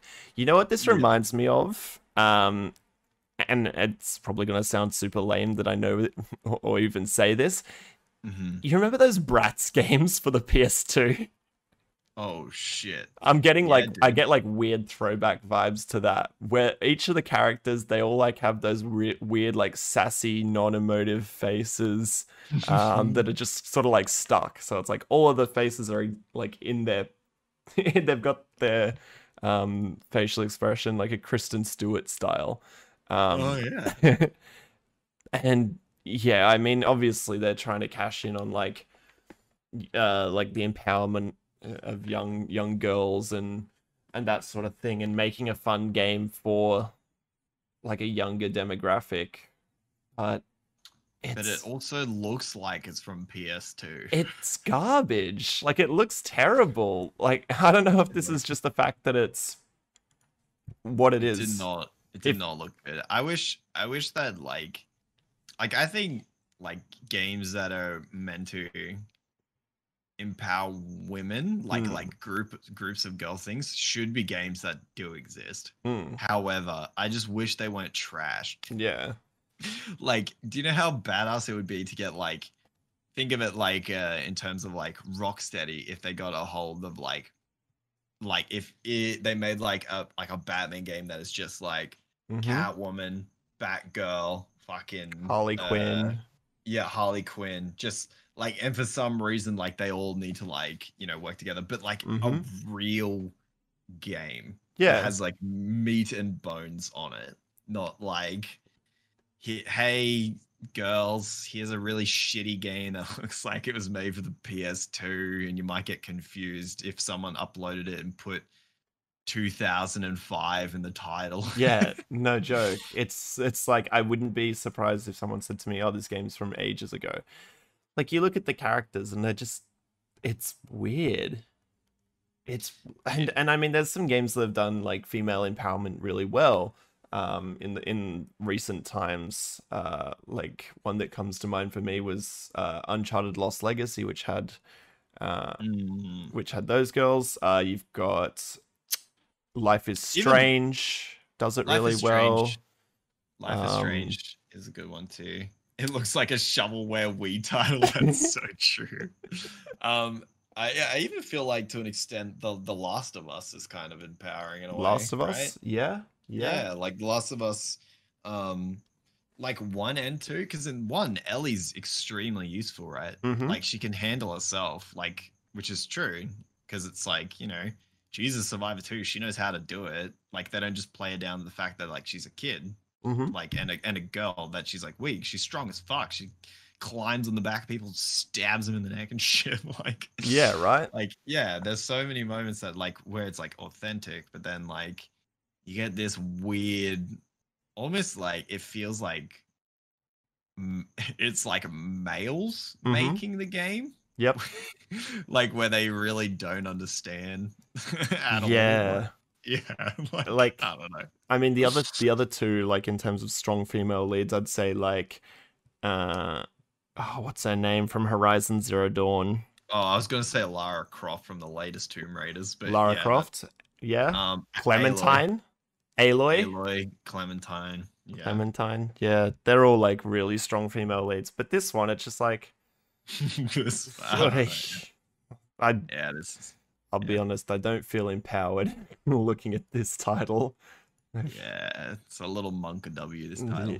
A little bit. Yeah. Anyway, that's probably enough we'll move on from attention that one. drawn to this. Yeah. All right. This next one we could breeze through pretty quickly too. The next couple probably. Plants vs Zombies Battle for the Neighborhood Complete Edition. This might be another one where this game gets a second life on the Switch just because it's on the Switch. But otherwise, it's just that third-person shooter, Plants vs Zombies. Do you know what I wish? That you could you could just buy Plants vs Zombies, the tower defense game properly on like iPhones, you can't buy it anymore. They only Wait, give you the what? free version. Yeah. Why can't you buy it? I don't know. There's only the free version now, so they hit you with like the ads and all the microtransaction shit. You can't buy the full game anymore, like with all the features that I had from PC anymore. Whoa, that's weird. Yeah, it sucks. Why would they cut that off? I don't know, because they make more money from microtransactions and ads. That's all you needed to say, fam. Yeah, so that's a game that might get a second wind on that console, but yeah, it's a third-person shooting game. Pretty unique in terms of like the classes and stuff, obviously. Yeah, a lot of creativity behind it, but yeah, it just didn't do super well. Yeah. Knockout City. It's a dodgeball game. Cool. Yep. Yep. It's a dodgeball game. No explanation needed. Yeah. Bravely Default 2.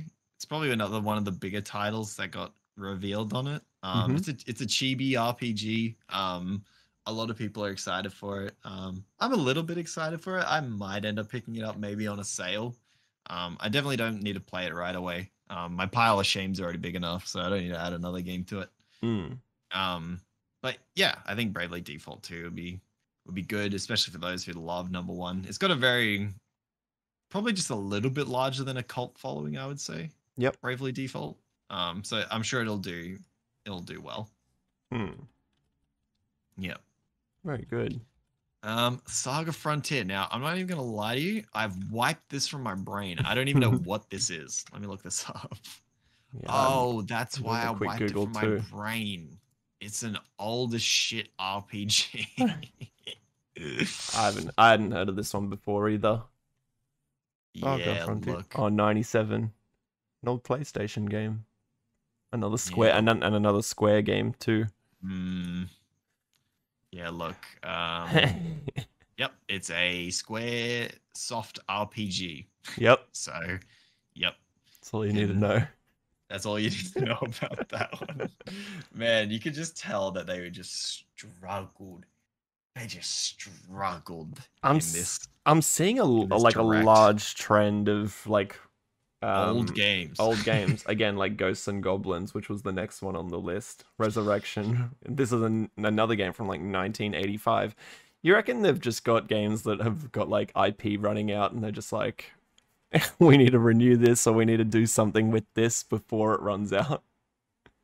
Yeah, true. Like, well, they've still got a license or something. Yeah, because copyright's weird in America. You have to like produce. It's like Sony with Spider-Man films and shit. Yeah. Oh, Fantastic Four. That's the one. It's such a weird thing where if you don't do something with it for a while, it becomes free domain or free use. Free real estate. Basically. And I reckon that's what it's like, where they're like, oh, let's just occasionally pepper them with like an update or just refresh. shovel it back in. Yeah, it's like, I don't get it. Because I've seen like a bunch of this, because there was... Wait, did we mention Ghosts and Goblins before? Did we? I feel like we did. Or were we just talking about it before I think maybe we were. Yeah. Yeah. This is like a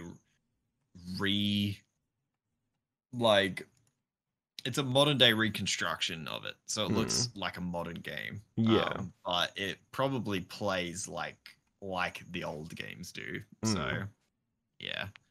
And then you've also got Apex Legends for the Switch. Yeah, I don't know how the hell that seems. I feel like that has to use that cloud thing that Nintendo have been talking about, where you can stream games from the cloud. I feel like that has to be using that.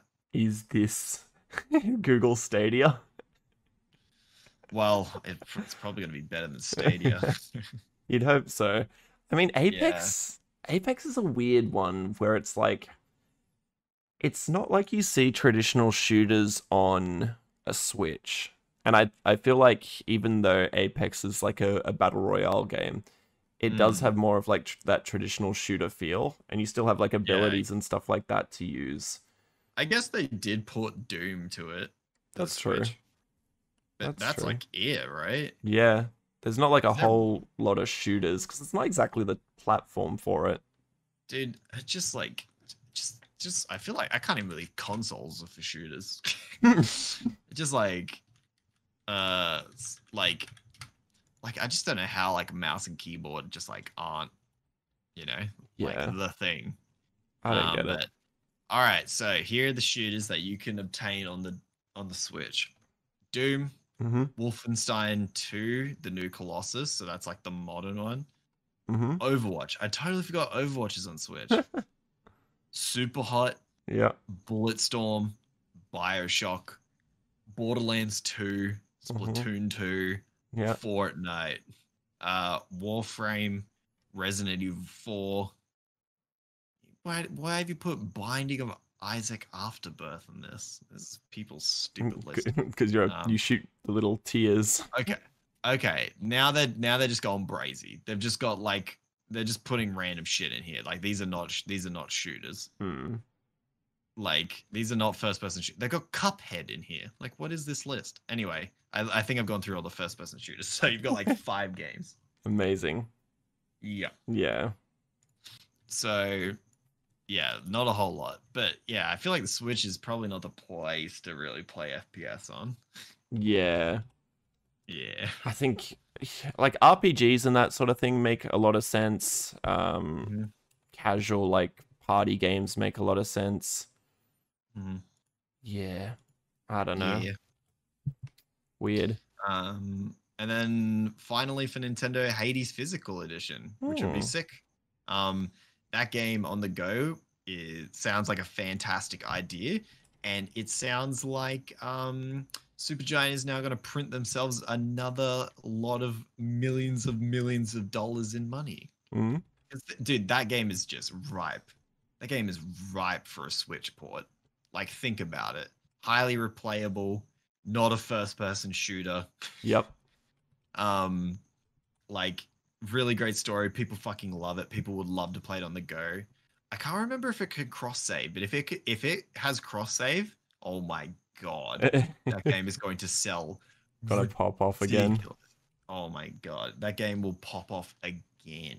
Because I feel that game like already went crazy. Yeah, it went crazy, and then like I think after the Game Awards to it would have had like another bit of life, and then now it'll have like almost like a third wind, I want to say. I don't even think it's ever lost wind out of its sails. It's been coasting pretty well for quite a while, and it's just been like yup, and then yup, and then it's just off the chart. It never really even dipped. It's if anything, it just plateaued for a while until it went back up again. Yeah, but, I mean, it's an incredible game. So like, what can you say, dude? Exactly. Like, super dope. And I'll probably get it. I'll probably get it on the Switch. Not gonna lie. Just hop into bed, play like a one run before bed. Yeah, why not? Yeah, dude. Yeah, it'll be super good. And yeah, that's pretty much it for the direct. Now, something I did forget to put in here, dude. BlizzCon's happening. And we've got the PlayStation one too, relatively soon. So BlizzCon happened. There's only really 2 things I want to talk about it. So like they talked about a bunch of things from other things. Really, the 2 biggest announcements: Diablo 2 remake or resurrection, whatever you want to call it. Yep. And then they showed off the 4th character in Diablo 4, which is the Rogue. So the trailer for that, and then they explained a bit of the gameplay. But the big one from BlizzCon is that Diablo 2 remake. So essentially, Diablo 2 is getting remade, but it is exactly Diablo 2. So let me explain. The base code of the game is exactly the same. Yep. Everything, the engine, it's all the same. It's still that old fucking game from like however old it is now. Is it like 15 years old? I don't even know now. It would be. Let's have a look. Basically, they built an engine, a 3D engine that sits on top of it. 21 years old, by the way. Oh god. Basically, they built a 3D engine that sits on top of the old engine, And so the game's logic is still the old game's logic. So the game still thinks it's running at, is it 24 frames? I think it's 24 frames a second. But Oh. the new version will run at 60, like to your eye. But the game still thinks it's running at like 24 frames a second because it's all like sprite based, right? Like that's what the old one was. It was like 2D sprites essentially. Yep. But now everything is in 3D. So it's actually like 3D models for everything now and effects and stuff. And then you can actually press a button to go back to the old visual style. Nifty. Because it's literally because it's just built in the same thing. Yeah. Yeah, exactly. So that's pretty cool. I kind of like that. Like games like Crash Bandicoot and stuff like that, or Spyro. It'd be sick if they had that built in as well. Like, or any like Magic title that has. I mean, Halo had it for Master Chief. Yeah, Halo had it for Master Chief. 1 and 2, you can switch back between them. See, that's cool. Like, for the same fact that it is like a very similar game, or does have that initial framework to it. I mean, I like that. I think it's cool. Yeah. Other news. So, this is an interesting one. So, there's a prize package for an upcoming charity auction. Ooh, actually. But before we move on to that, what was your key takeaway and something that you're excited from the Nintendo press conference, Nintendo Direct? Okay. My key takeaway is that the next one can't be worse. And the 3 things I guess I'm excited for. I'm really excited for Neon White. Yep. Like, really excited for that game. That game looks awesome. Second one probably would be... Oh, God, it's actually difficult. There's not a whole lot to be excited for. Probably... Bravely Default 2. And then third would probably be the Hades physical edition or No More Heroes, I think. Okay. Yeah, what about you? For me, I'm gonna say I reckon definitely Star Wars Hunters, even though that's probably gonna be hot garbage. I'm gonna say, even though Outer Wilds is coming to the Switch, I probably won't play it on the Switch, but more so the knowledge that I now have that it exists. And so probably play that.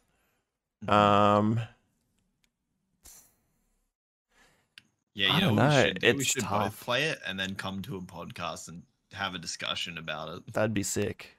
That'd be really good. For like a dry week of news. Yeah, I'm for that. Yeah, I don't even know what like my third thing would be. Probably Neon White. Actually, yeah, Neon White. That sounds good. Neon White, is very good. Because a lot of this like Nintendo Direct, it was such a weird thing where they didn't announce like massive titles for the most part. It was a lot of remasters. Oh shit. Yeah, remasters and ports and remakes and that sort of thing. So. Oh yeah. Yeah, definitely seen better Nintendo Directs in the past, but. Oh yes, not wrong there. It's all right. We'll move on to the other news for the gaming world. Yeah. So, essentially, Bethesda has set up a prize package for an upcoming charity auction, which includes game console, all of like Bethesda's games on it too, and Starfield character. So this is from a Make-A-Wish like auction essentially.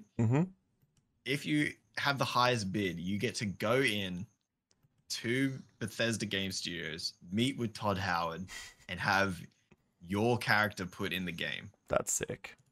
Which is kind of fucking dope. And it's for a great cause too. So like that's awesome.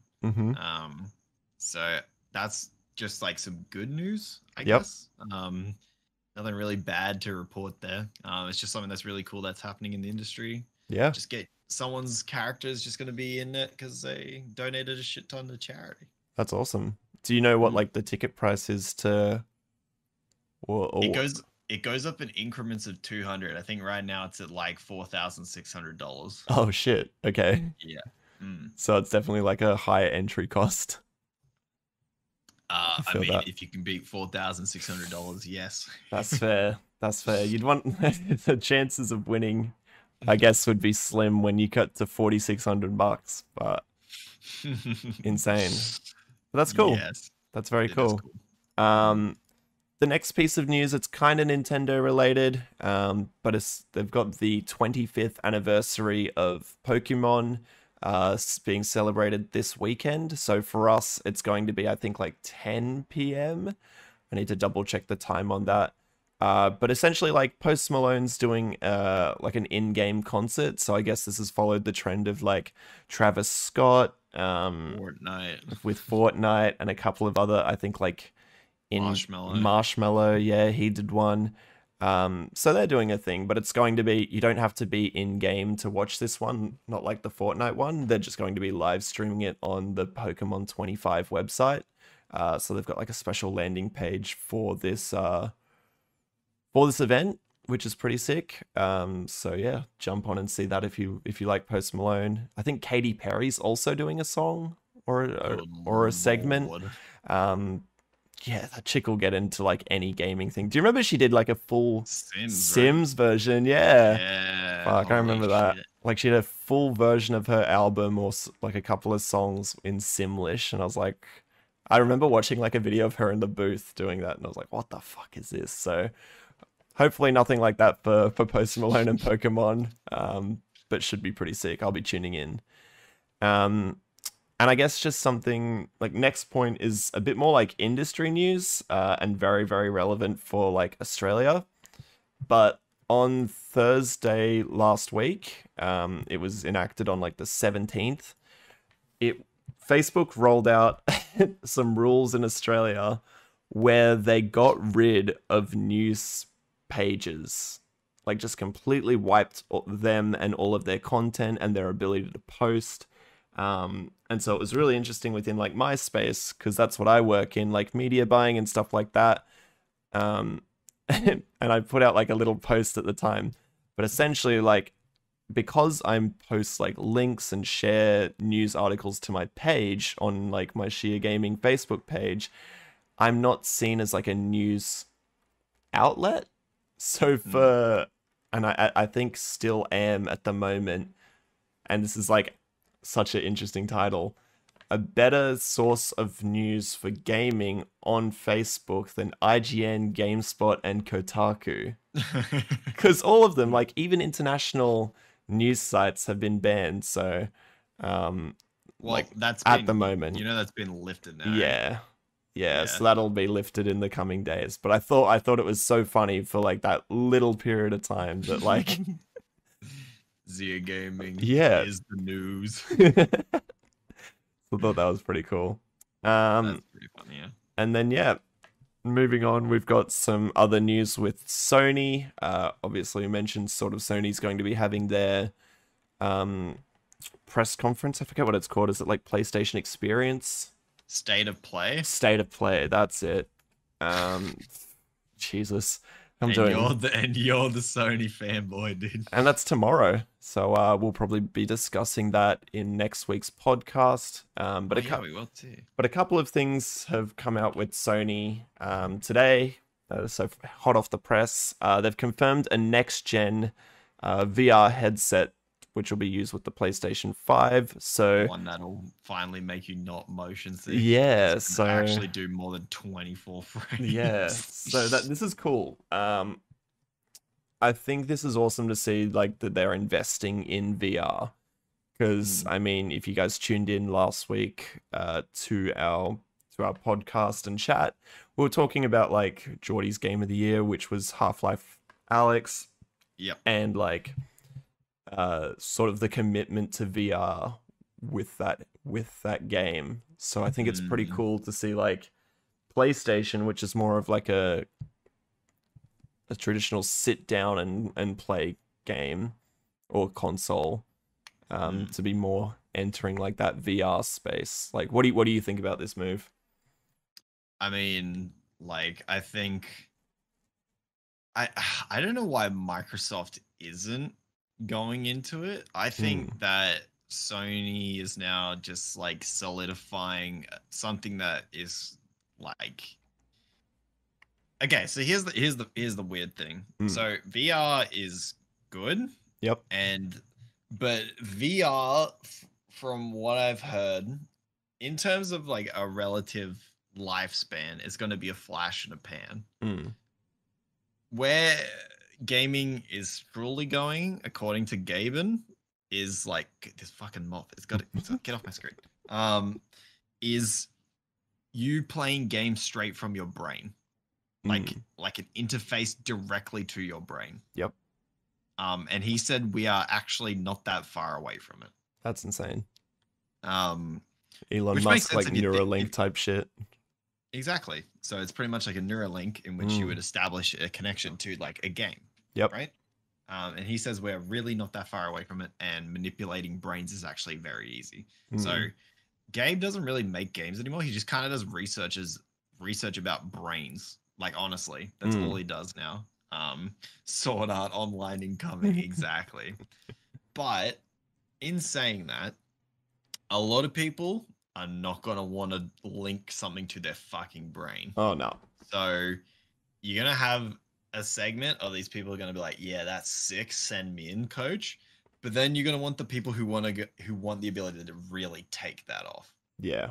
And at least for the foreseeable future in terms of consumer, I think PlayStation's making a good move here by doubling down in VR for the next generation, because if you think about it, dude, the PS4 was never fucking meant to play VR. It's just not strong enough. No. Like the idea of VR to really not feel sick and get the most out of it is you have it at least 75 hertz.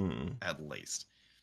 I don't know if they'll even be able to do it here, because 60 FPS seems to be the goal. Yep. But they really should try and see if they can do it at like fuck the 4K shit off. Just go like 2K at like 144 frames. or at 100 frames or at 75 frames per second. Yep. Just hit the target, which is like what the industry standard should be. Because like the PS4 was just not for it, and the PS5 is just built a little different to the PS4. So I think it's a great move. And I think Microsoft will now look at this and realize that they've now doubled down on the fact that they are now making another VR system. And I think as soon as we see a killer app for the VR on the PlayStation 5, it'll encourage more. Like, imagine, so I'm pretty sure, so Biohazard had Resident Evil 7 had a VR mode exclusive to the PlayStation. Yep, it did indeed. Right? Imagine Resident Evil fucking 8 in VR at 100 frames a second in each eye. That'd be sick. It's shit your pants simulator 2021, dude.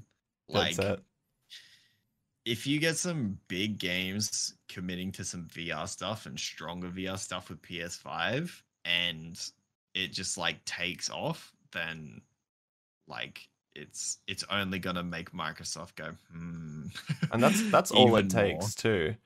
And I think it's good to see that they are committing to this, because I think it would have been very easy for them to step back and be like, no, let's drop this. Kind of like, I was reading an article the other day, like saying, because I was a big fan of the PS Vita at the time. They were like, if the PS Vita dropped today, would it have been successful? Like, more successful than it was in its stint? Because like the PSP was sick in the current ecosystem. Yeah, so if like the PlayStation Vita was to drop today, I reckon it would suffer the same fate. The Switch is too good. But see, I feel like the Vita almost led the way for the Wii U Switch sort of gaming consoles.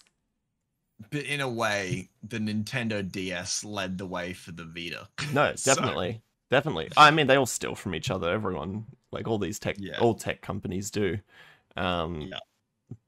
But yeah, I don't think it would, man, because our screens are like mobile just replaces on the go gaming, right? Like that's so for the true. most part. Yeah. So like Switch is good because it's like really kind of for gamers on the go, which is kind of like the demographic plus like kids and stuff, and then they can take it to their friends' houses, blah blah blah. Portability is great. But like most people have just substituted something like a Vita or whatever to their phone now. No, I agree. And, like actually I'll come back to this point, but Laughing Goop brought up a good point that Microsoft got burned by Kinect. So that's true. He says it spooked them from integrating that stuff into their hardware too much. I agree. How has, because I don't play Xbox a bunch, but they also had their like tablet integration. I remember that they were trying to do a while back.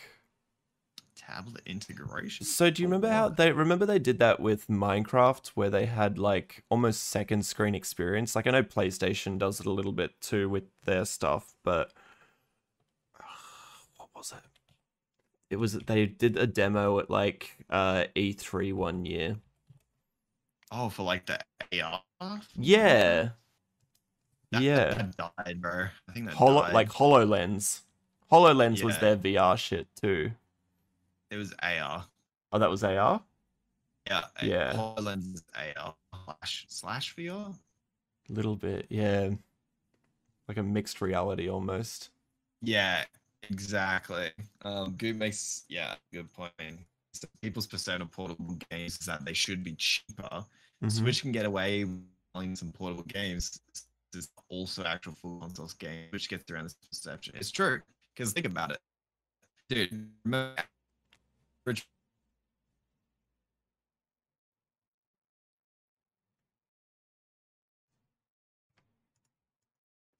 oh no.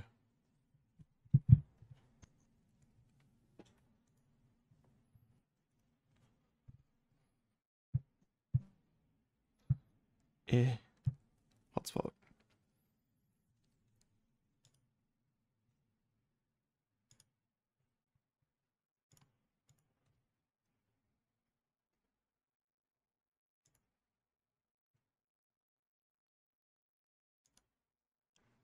Wait, we back?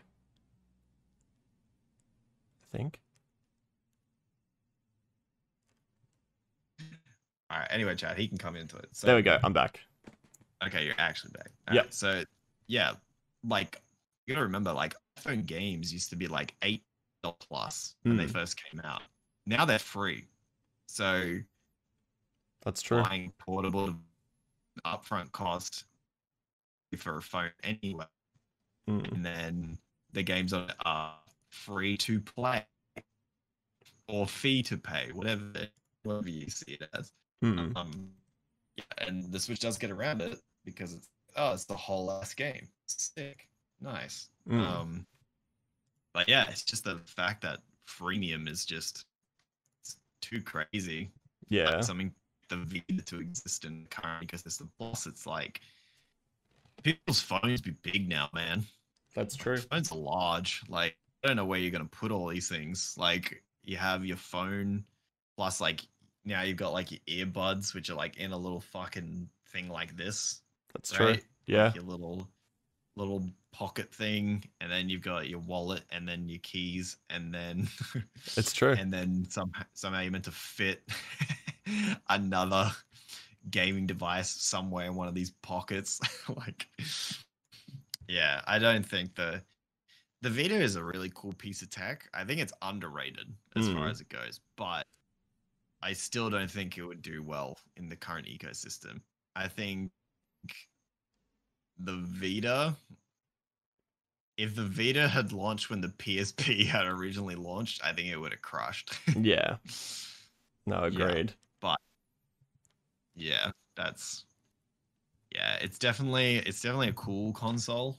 Mm. But yeah, it definitely doesn't fit in any sort of niche capacity that could reach a decent sized audience to make it worth Sony's while. Nah, I feel that. I feel Yeah. that. Also, But chat, what's going on? We got a couple of people in here. This is nice. yeah. Wait, is that they've been there for ages, dude? I well, it shows how I am. So, um, extra credit had a really good video on the Vita. Basically, the hardware was amazing. The developers to actually use the hardware is too expensive. Yeah, Makes sense. exactly. Yeah. Yeah, the screen was amazing on the Vita. Yeah. The screen, it still is amazing. Because they had Still, they used what they use first? Like an LED screen, and then they moved to like an OLED? yeah, OLED. Yeah, Yeah. it still looks really good to today standards even. Mm. I love an OLED. Yeah, and so keeping on the Sony train. So for all you PS5 schmucks out there, your DualSense controller will live for 7 months.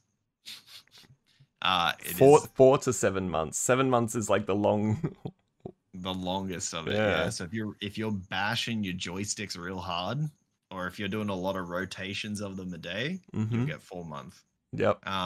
Basically, someone did the napkin math, and the joysticks have 417 hours of use, and then they are no good.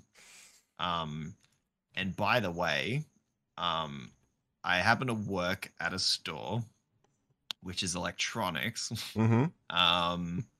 As you already know what it is. As today I discovered, the first 3 months of the controller's life are replacement under warranty. From that point after, up to the 12 months, it is repair. We send them away to get repaired. Yep. This is the only controller that goes away to get repaired. By the way.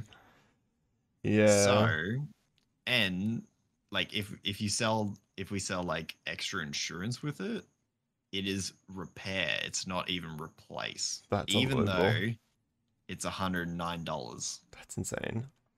Yep.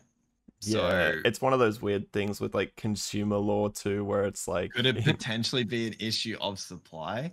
Okay, that's a great thought if you're not on the ground floor.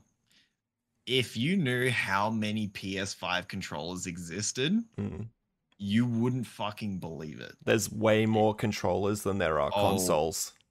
Oh my god, dude. Okay, so yeah, you can go into any electronics store at the moment and buy a controller. They're stacked on the shelves, like peripherals and like other accessories like the PS camera and stuff like that. Yeah. You can grab anywhere, but good luck finding an actual console to use it with. Yeah, exactly. But like I know what you're thinking, like, because it does make sense. Why would there be so many controllers if there's not that many consoles? And we are overstocked. Like we have, I think in our store alone, which you have to remember is just one out of many, I think we probably have close to 300 controllers.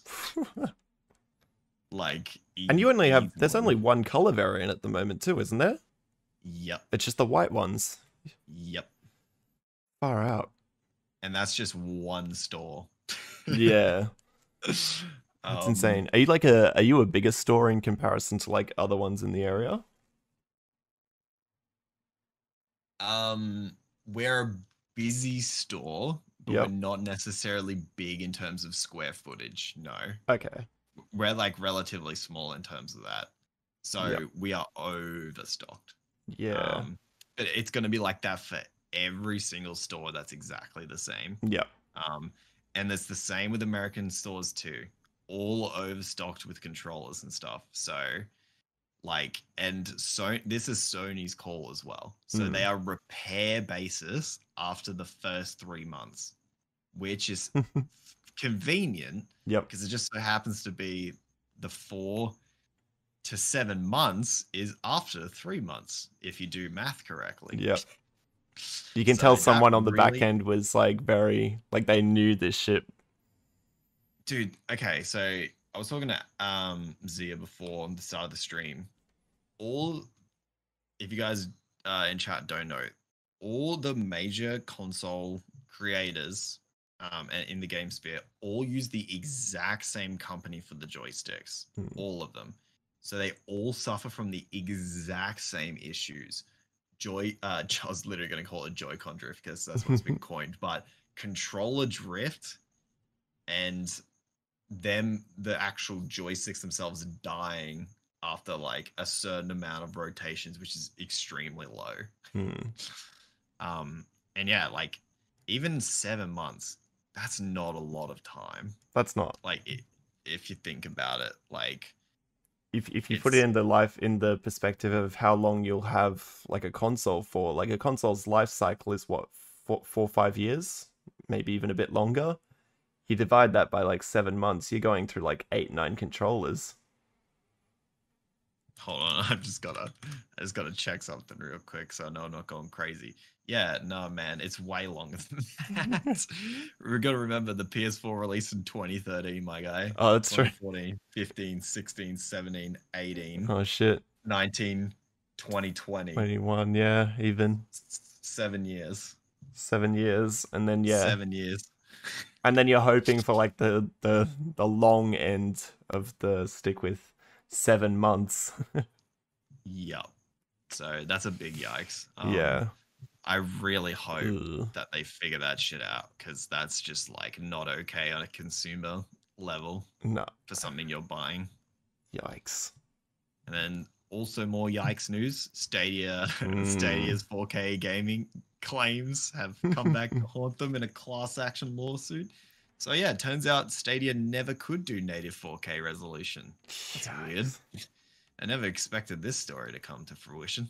Did they say what the reasoning was? Was it because of like bandwidth and internet and stuff like that, or was it more just like the hardware itself couldn't handle it? That's crazy, right?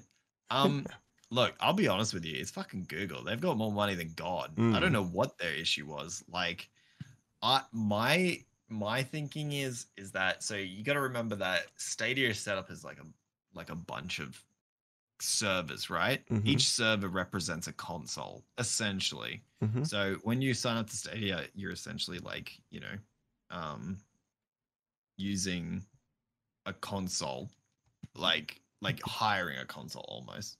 Who has the internet for 4K high FPS gaming? Americans, Koreans, Chinese, yep, those three. I mean, I just lagged out doing a podcast with video. So yes, those 3 places, and I'm sure European countries, some of them have high internet too that can actually handle it. Gigabit Ethernet is perfectly fine. 4K high FPS gaming. Yeah, even you'd be surprised at how much it takes to stream games at 4K. It's not as much as you think it is, honestly. Because I literally did training on it like 3 days ago at work. It's not as bad as it seems. Well, like it's better than like Australia can't fucking handle it, but like there's a lot of countries that will be able to very easily handle it. Yeah. But it's very, like, I feel like they didn't do it because the cost of running something that can natively handle the 4K for them, maybe they just didn't see the value add in it, and then maybe they were also like, oh, who's gonna notice? I just don't know. Like, it's Google, man. Like, what possible excuse could they have? Nothing. Like, they've got everything they need. Yeah. Like, huge server farms, huge land areas to make server farms, money. Yeah. An understanding of internet ecosystems and structure. Yeah. And I mean, even with their like, what's the name of it? Their Google Wi-Fi, like their little mesh link system that they've done. like they know Yeah. tech as well. Like they've got the phones with the Pixel, they've got the Wi-Fi stuff, they've got like the Nest Hub, or like not Nest Hub, Nest that's Hub Max, Alexa. Yeah. No, Nest. Oh, the Nest Hub? Yeah. Nest Hub Max. Yeah. So it's like they know the basics behind tech, and they've got software down pat. That's like their roots. So yeah, I don't know. I don't know. Maybe they overinvested in something they thought could run native 4K, and they just did too much of it, and they're like, oh shit, like we're really not making much from this anyway. Like we can't really upgrade. We can't really upgrade these. Like I have no idea. But then how do you fuck that up? Like how do you like not understand the components that you're putting in this server aren't going to be able to run things at native 4K resolution? It's just very weird, and I would love to see what the report ends up being from this lawsuit if it does go through, because I would love to know the inner workings of what the hell is going on at Stadia, because it just sounds like an absolute shit show. I mean, yeah, with the Stadia, I feel like, especially because it's such a high profile thing, we'll definitely find the outcome of it. How much it's swept under the rug, we'll find out. But well, remember, it's a class action lawsuit, so essentially they can just settle it privately if they want to. So we could never figure out if it is, but I hope that they do get taken to court. Yeah, we can find out what the actual deal of it is. But yeah, there you go. Well, I mean, that's all we have. Yeah, that's the show right there. Tap the bell icon after subscribing and you'll never miss a video again. And consider checking out my Facebook page as well for daily gaming updates and news. Thanks, guys. YouTube, what's good? See you later gaming here, bringing you a brand new episode of Top 5. In this video, we're going to be going through the top 5 gaming characters with the name Valentine.